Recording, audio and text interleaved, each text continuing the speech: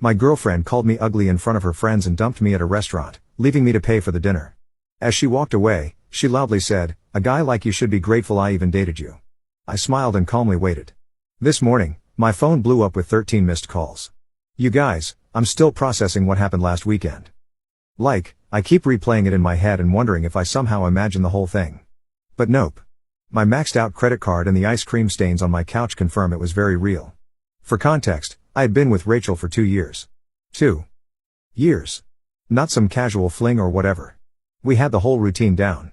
Netflix marathons on Sundays, awkward holiday dinners with both families, even that weird couples yoga class she insisted on trying, which we both sucked at, TBH. Things weren't perfect between us, are they ever? But I thought we were solid. We had talked about maybe moving in together this summer. She had these little annoying habits, leaving her socks literally everywhere, texting during movies, and making these helpful comments about my appearance. Stuff like, "That shirt makes your arms look bigger," or "Have you thought about trying a different hairstyle?" I always brushed it off as her being honest. Pass me with such a doormat. So last Friday, Rachel texted me about this dinner with some work friends. She's never really included me in her work life before, always saying it wasn't professional or whatever. So I was actually excited. I even went shopping for a new outfit, RIP my budget, and spent forever getting ready. I'm talking full YouTube grooming tutorial, the fancy hair products I only use for special occasions, the works. I get to the super expensive restaurant downtown, the kind with tiny portions and no prices on the menu. Red flag number 1. Rachel's already there with 2 girls she works with, Leona and Paula. The moment I walk up, there's this weird vibe. Rachel barely acknowledges me. Just this half stand from her chair and a quick "You're late." I was literally 2 minutes late because parking was impossible. I sit down and she looks at my outfit and goes, "Oh, you wore that?" Not quietly either. Her friends exchange this look, and I immediately feel my face getting hot.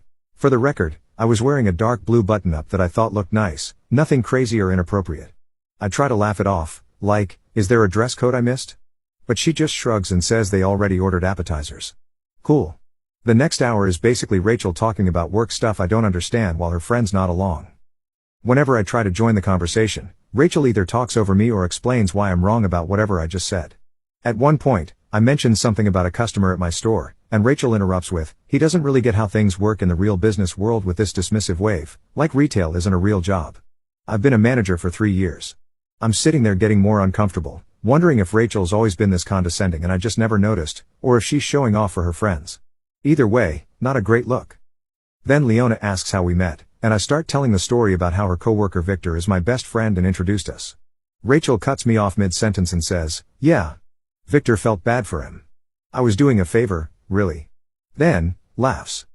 You guys. My stomach literally dropped. That's not even close to how it happened. Victor had actually warned me about Rachel's ego before setting us up, but said she was a good girl underneath it all. Spoiler alert, she wasn't. I excuse myself to the bathroom, mostly so I don't cry in front of them. I'm in the stall texting Victor "UTF is happening?" When I get a notification that Rachel just tagged herself at this restaurant on Instagram with Girls Night Out, I'm not even there. Victor calls me immediately, but I send him to voicemail because I don't want the girls to hear me crying. I splash some water on my face, fix myself up, and give myself this sad little pep talk in the mirror about getting through dinner with dignity. When I get back to the table, they're all laughing about something, but stop abruptly when I sit down. Awesome. The waiter brings our main courses, and Rachel keeps making these jokes about my food choice. I ordered pasta, one of the less expensive options because I was already worried about the bill, and she keeps saying stuff like carb loading for a marathon, and that's a bold choice for someone with your body type. Each comment feels like a little paper cut, and they're adding up fast. At this point, I'm barely eating. Just pushing food around my plate and counting the minutes until I can leave. Then Paula asks Rachel about some presentation, and Rachel launches into this whole story about how her boss loved her ideas, and she's basically running the whole project now. Something clicks in my brain. The week before, Rachel had been stressing about this same presentation, saying her portion was only 5 minutes, and she was nervous. Now suddenly, she's the star? It's like she's living in some alternate universe where she's the main character. Then the bill comes. The waiter sets it on the table, and Rachel picks it up, looks at it for a second, then slides it over to me. I think she's just showing me the total.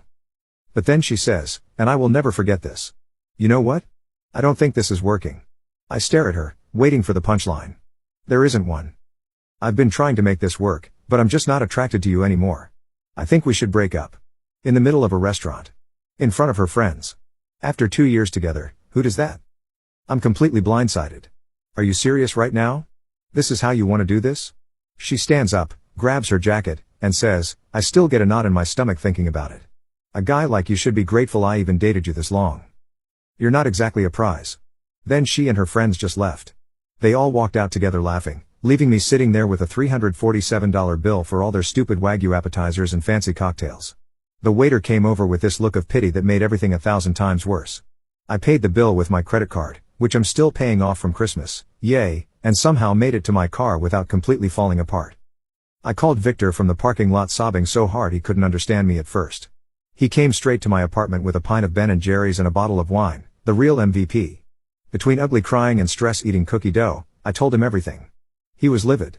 Like, I had to talk him out of driving to Rachel's place and causing a scene. That's when he got weird.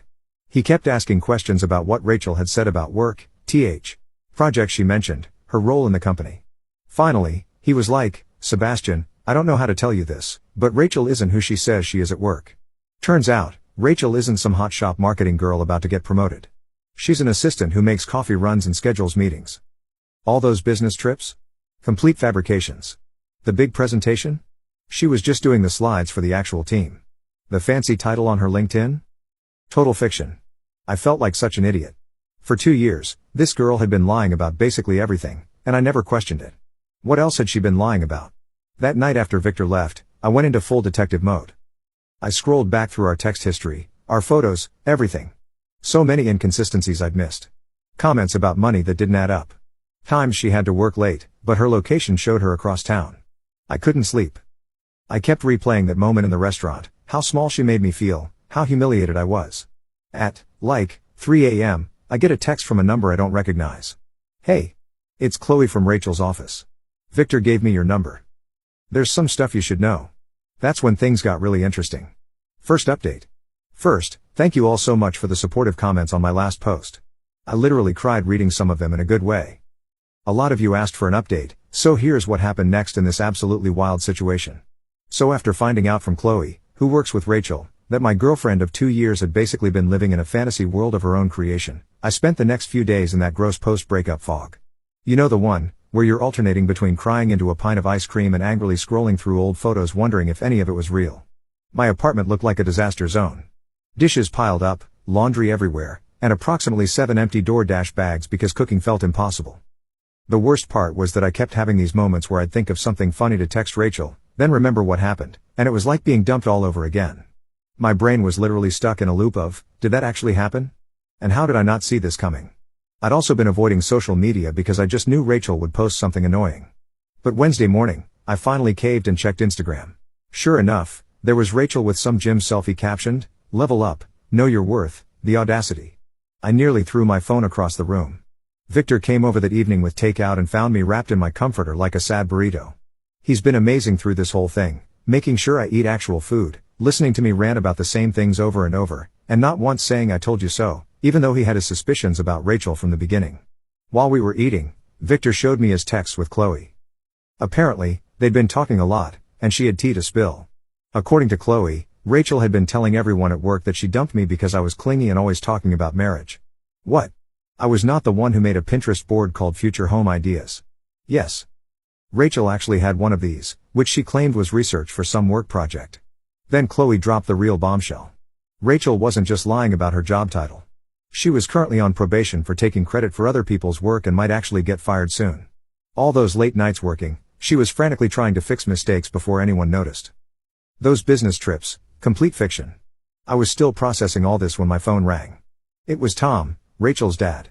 I almost didn't answer, awkward, but figured I should be an adult about this. Tom has always been super sweet to me. Remembers my birthday and actually asks questions about my life, kind of sweet. He sounded concerned and asked if everything was okay between me and Rachel. Apparently, she told her family we had a little fight, but everything was fine. A little fight? The woman publicly humiliated me, dumped me in front of her friends, and stuck me with a massive bill. I tried to keep it vague, saying we were taking some space because I didn't want to put him in the middle.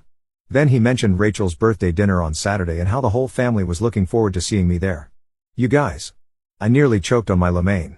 Rachel had told her family we were still together and that I was coming to her birthday dinner. The dinner was at her parents' house, and apparently, she'd told them we had big news to share.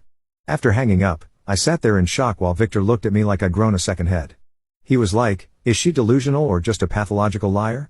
Honestly, I was wondering the same thing. That's when we came up with a plan. I wasn't going to just ghost her family. They'd always been kind to me, and they deserved to know what kind of person Rachel really was. But I also wasn't going to cause a scene or be vindictive. I would simply attend the dinner as invited and let the truth come out naturally. The next day, Chloe met me for coffee, slightly awkward since we'd only met through Rachel, but she turned out to be really chill. She confirmed everything and added even more details about Rachel's work lies. The team Rachel claimed to lead was actually just her and 2 interns. The big presentation she was in charge of last month? She was just operating the slideshow while her boss presented. Chloe seemed genuinely upset on my behalf, saying she'd always thought Rachel's stories about me seemed off. Apparently, Rachel would come to work complaining that I was high maintenance, when in reality, I was paying for most of our dates toward the end because Rachel claimed to be between paychecks, which I now realized probably meant she was terrible with money. Midway through our conversation, Chloe got a text from their boss asking if she could come in Saturday evening to help with some emergency project. Chloe was bummed because she'd had plans, but then I had an idea. What if Chloe needed to drop something off at Rachel's parents' house during the birthday dinner? The timing would be perfect. As we were figuring out the details, my phone buzzed with a text from Rachel, first one since the restaurant disaster. It just said, "We need to talk about what happened." I might have overreacted. Might have? I showed Chloe, and she nearly spit out her coffee. Overreacted is when you get annoyed about someone being late, not when you publicly humiliate your boyfriend of 2 years and stick him with a $300 bill. I didn't respond. Let her sweat. The next 2 days were a blur of preparation. I wasn't going to this dinner unprepared. I dug through old texts, finding all the lies, dates when she claimed to be at work conferences that didn't exist, stories about coworkers that Chloe confirmed were fabricated, even photos Rachel had posted of herself at work events that were actually just downloaded from the company website. Friday night, Victor came over to help me pick an outfit. Not gonna lie, part of me wanted to show up looking amazing just to spite her, but we decided the best approach was to look nice, but not like I was trying too hard. We settled on a simple black button-down that Rachel once said made me look average, which now I realize was her weird neg attempt because I got compliments whenever I wore it. I barely slept Friday night. What if this backfired? What if her family took her side? What if I froze up and couldn't go through with it? By Saturday morning, I had chewed my nails down to nothing and gone through about 17 different around noon. Rachel texted again, "Looking forward to seeing you tonight. We're something nice." My parents are excited. I didn't respond to that either. Let her think whatever she wanted. I spent the afternoon getting ready with a weird mix of dread and anticipation. Victor helped me with my hair and gave me a pep talk when I started to lose my nerve. At 5:30, I got in my car and headed to her parents' house. I had to pull over once because my hands were shaking too much to drive safely. I sat there for a minute, doing those breathing exercises from that meditation app I downloaded months ago, but never actually used. What was I doing? Was this crazy? Maybe I should just block Rachel on everything and move on with my life like a normal person? But then I thought about her sitting there at her birthday dinner, probably telling everyone some fake version of our relationship, maybe even making herself the victim somehow, and my resolve hardened. I pulled up to her parents' house at 6:15, fashionably late, which I knew would annoy Rachel. There were several cars already in the driveway. Looked like the whole family was there. I checked myself in the rearview mirror, took one last deep breath, and walked to the door. Rachel's mom opened it with a big smile and a hug, ushering me inside. The house smelled like Tom's famous pot roast, and for a second, I felt a pang of sadness. I genuinely liked Rachel's family, and this would probably be the last time I'd see them. I rounded the corner into the living room, and there was Rachel, drink in hand, mid-laugh at something her cousin said. She froze when she saw me, clearly not expecting me to actually show up despite what she'd told her family. The look on her face was, well, priceless tbh. For a split second, panic flashed across her features before she composed herself and came over with this fake smile. She gave me a stiff hug and whispered, "You actually came. We need to talk privately." I just smiled and said loud enough for everyone to hear that I wouldn't miss her birthday for anything, especially since she'd been telling everyone we had big news to share. The color drained from her face. Tom clapped his hands excitedly and asked if this was what he thought it was. Rachel's brother gave me a knowing look. Her mom started joking about finally getting grandkids. Rachel gripped my elbow a little too tight and tried to steer me toward the hallway, but her dad called out that dinner was ready, and everyone needed to sit down. As we all took our seats around the dining table, with Rachel nervously watching my every move, my phone buzzed with a text from Chloe. On my way. 15 minutes out. Rachel leaned over and hissed, "What are you doing here?" I thought after the restaurant. I just smiled sweetly and said loud enough for everyone to hear. "Oh, I wouldn't miss the chance to tell your family about what happened at that restaurant, Rachel." I'm sure they'd love to hear that story. The look of absolute panic on her face as her dad started bringing out the food? Worth every second of anxiety it took to get there. Game on. Second update. I'm finally ready to share what happened at Rachel's birthday dinner. Sorry for the delay. I needed a mental health day after all this drama. Plus, my Wi-Fi has been acting up because my neighbor borrowed my password and apparently downloaded the entire internet. Where did we leave off? Right. Me sitting at the dinner table with Rachel's family while she panicked about what I might say. So there I was, surrounded by Rachel's family. Her parents Tom and Ruth, her brother Kyle, her grandpa, and two cousins whose names I always mix up. The table was loaded with Tom's famous pot roast, those buttery mashed potatoes I've literally dreamed about, and a fancy salad that nobody was going to eat but everyone would pretend to appreciate. The first 20 minutes were straight up awkward. Rachel kept trying to control the conversation while shooting me these warning glances. I just smiled and passed the bread rolls, enjoying the way her left eye twitched every time I opened my mouth. Petty? Maybe? Satisfying? Absolutely. Tom kept the conversation flowing. Bless him. He asked about my family, my job, the usual small talk. When he mentioned how proud they all were of Rachel's big promotion, I nearly choked on my water. I glanced at Rachel, whose face had gone the exact shade of the beets on the table.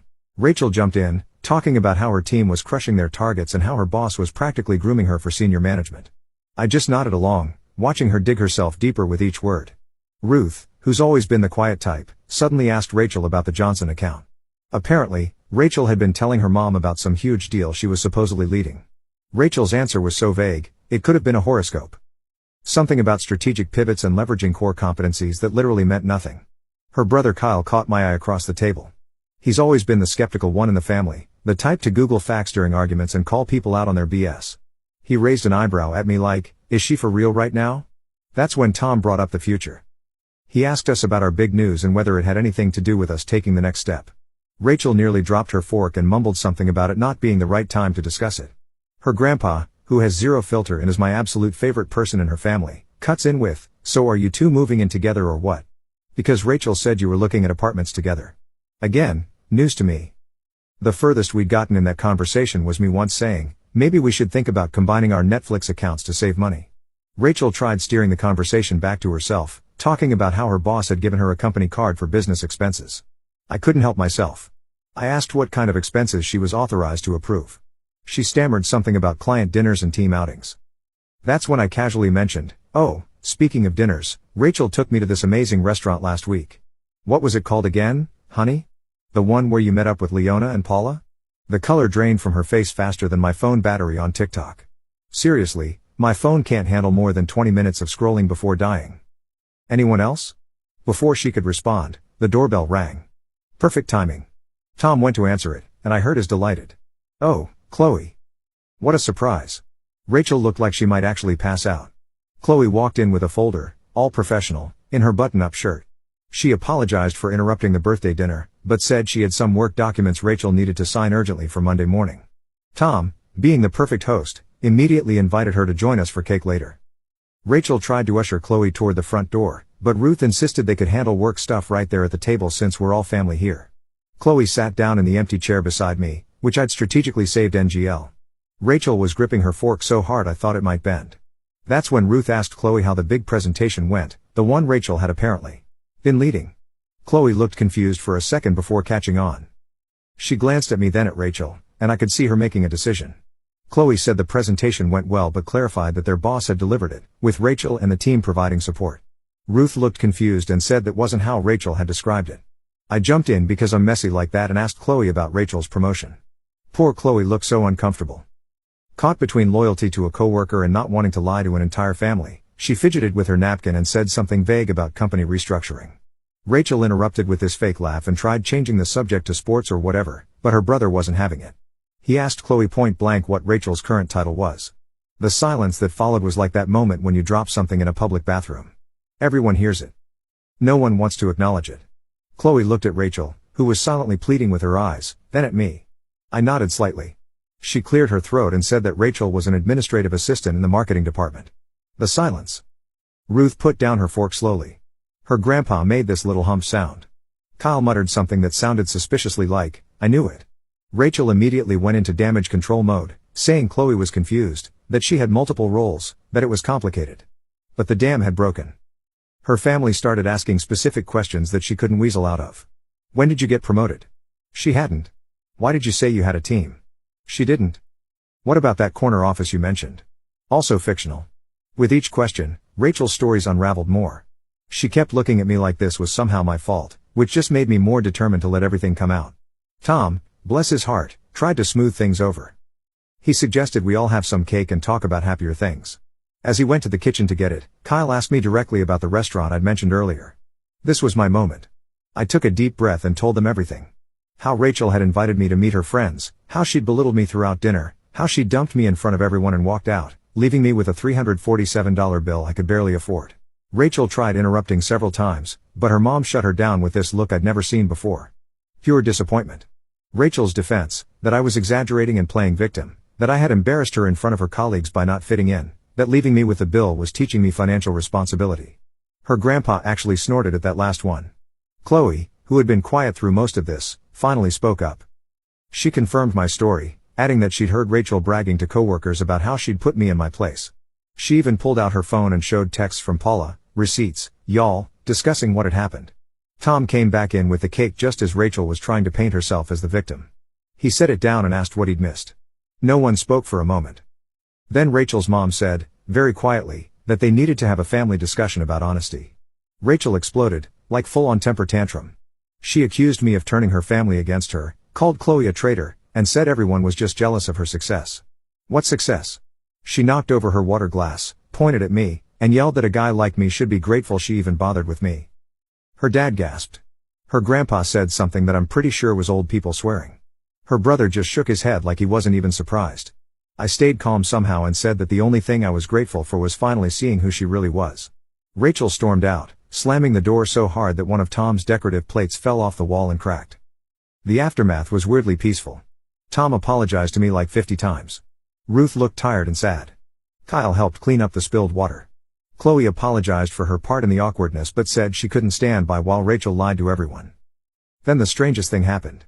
Instead of asking me to leave, they insisted I stay for cake. We all sat there. Rachel's ex-boyfriend, her coworker, and her family, eating birthday cake without the birthday girl. In any other situation, it would have been the most awkward thing ever. But somehow, it wasn't. After cake, I helped Tom clean up in the kitchen. He kept apologizing and saying he had no idea Rachel had been lying about so much. He seemed genuinely heartbroken, not just about what she'd done to me, but about who his daughter had become. I felt bad for him tbh. No parent wants to realize their kid is, well, kind of terrible. He asked me quietly if there had been signs before. And I admitted that looking back, there were red flags I'd ignored because I wanted to believe the best about her. When I was getting ready to leave, Rachel's mom pulled me aside. She thanked me for my honesty and apologized for what her daughter had done. She seemed so defeated, like she was trying to figure out where they'd gone wrong in raising her. I assured her it wasn't their fault. Rachel had made her own choices. Chloe offered to walk me to my car, probably sensing I needed a moment to process everything. As we walked down the driveway, she mentioned that Rachel had been having problems at work for months, taking credit for other people's ideas, lying about her contributions, even faking emails from clients. She was actually on her final warning before potential termination. Suddenly, Rachel's desperate need to appear successful made a twisted kind of sense. Her whole identity was built on this fake image of success and status. When I thought about it that way, I almost felt sorry for her, almost. I thanked Chloe for backing me up and drove home in a weird state of emotional exhaustion mixed with relief, like when you finally take off uncomfortable shoes at the end of the day. Sorry for the weird analogy, but y'all know what I mean. When I got home, I had 3 missed calls from Victor wanting updates. I was about to call him back when my phone buzzed with a text from Rachel. You've ruined everything. This isn't over. I didn't respond, just blocked her number, and made myself some tea. I should have been scared or upset, but honestly, I just felt tired and maybe a little proud of myself for standing up to her. I thought that was the end of it. I really did.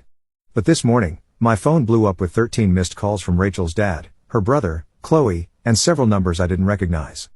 Something had happened overnight. And based on the increasingly frantic voicemails, Rachel had completely lost it. Last update, I'm finally ready to explain about those 13 missed calls. Thanks for being patient while I processed everything that happened. Also sorry for the delay. My laptop decided to do a surprise 4-hour update right when I sat down to write this. So where were we? I woke up Sunday morning after the birthday dinner disaster to find my phone blowing up with calls from Rachel's family and Chloe.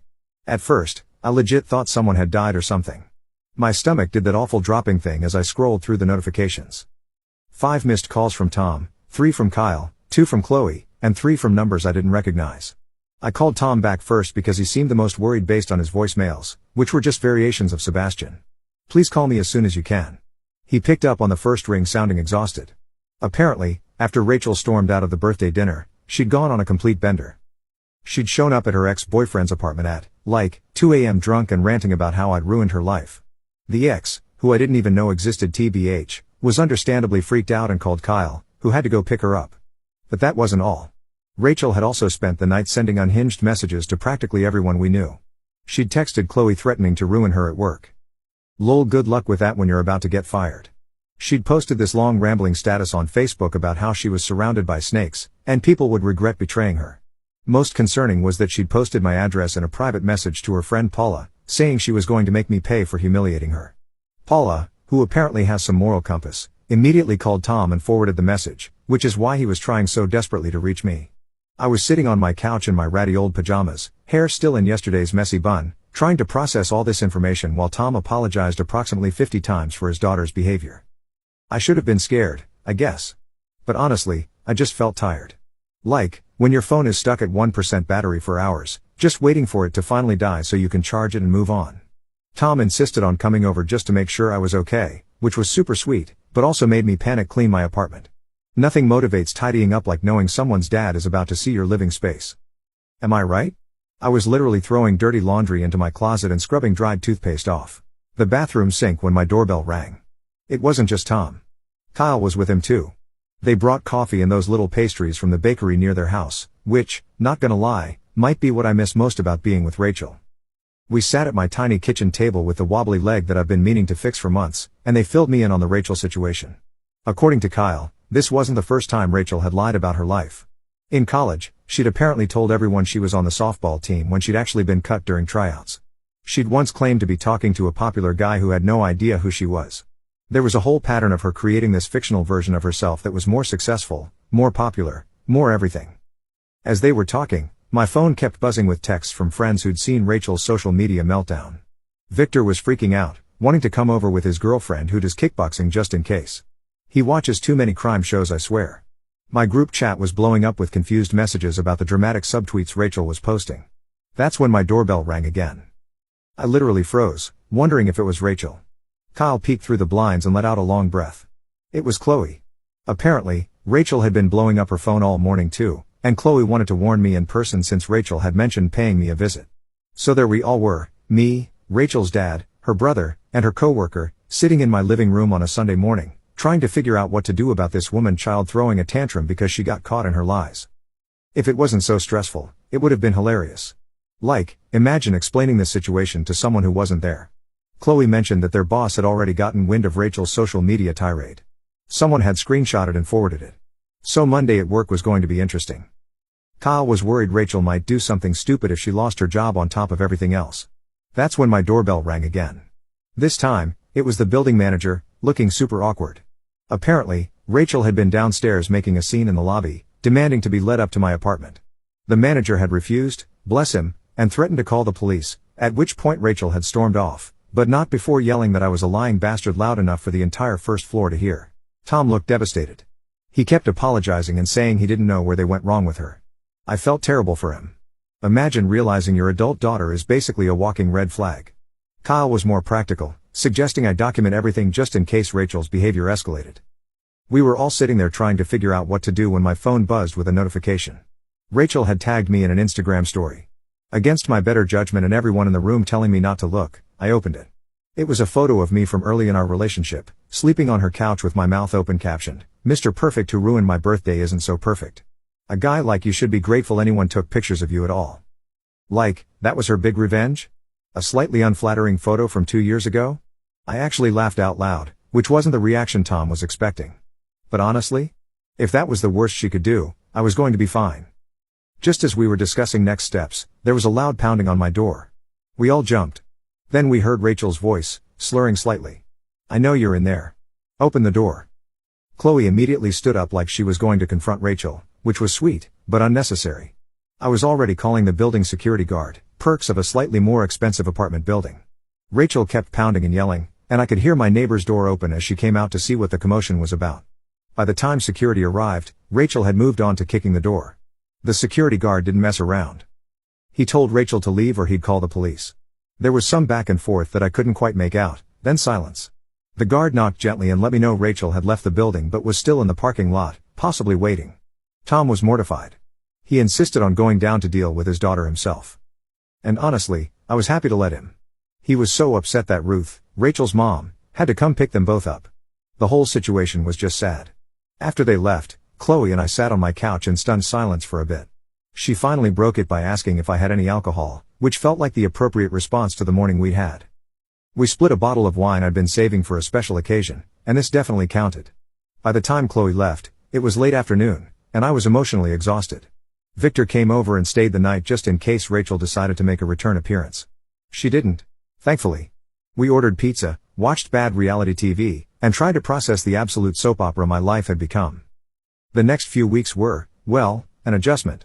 Rachel got fired from her job after failing to show up for 3 days and sending inappropriate emails to several coworkers. She moved back in with her parents temporarily, which I only know because Kyle and I have kept in touch. He's actually pretty cool. We get coffee sometimes. Rachel tried to contact me a few more times, leaving voicemails that ranged from angry to tearful to weirdly nostalgic. I saved them all just in case, but never responded. She created a few fake Instagram accounts to message me, but they were so obviously her, who else would write "you're making a big mistake with that spelling error," that I just blocked them instantly. The weirdest part was running into her at Target about a month later. I was in the home section looking at shower curtains, and suddenly there she was, holding a pack of socks and looking like she hadn't slept in days. We made eye contact, and for a second, I thought she might cause a scene. Instead, she just turned around and walked away, leaving her shopping basket right there in the aisle. That was 3 months ago now. Rachel eventually moved to her aunt's place in another state, according to Tom, who still sends me holiday cards, which is sweet, but awkward. Her social media has gone suspiciously quiet. Kyle thinks her parents finally cut her off financially until she gets therapy. As for me, I'm doing pretty good, actually. My apartment finally feels like mine again now that I've rearranged the furniture and replaced the stuff that reminded me of Rachel. The strangest outcome of all this might be my unexpected friendship with Chloe. We're not dating or anything, though Victor keeps trying to make that happen. But we grab lunch sometimes and text out stupid TikTok videos. It's nice having someone who witnessed the whole Rachel saga and understands why I now have trust issues the size of Texas. Looking back at everything, I'm not angry anymore. Well, not just angry.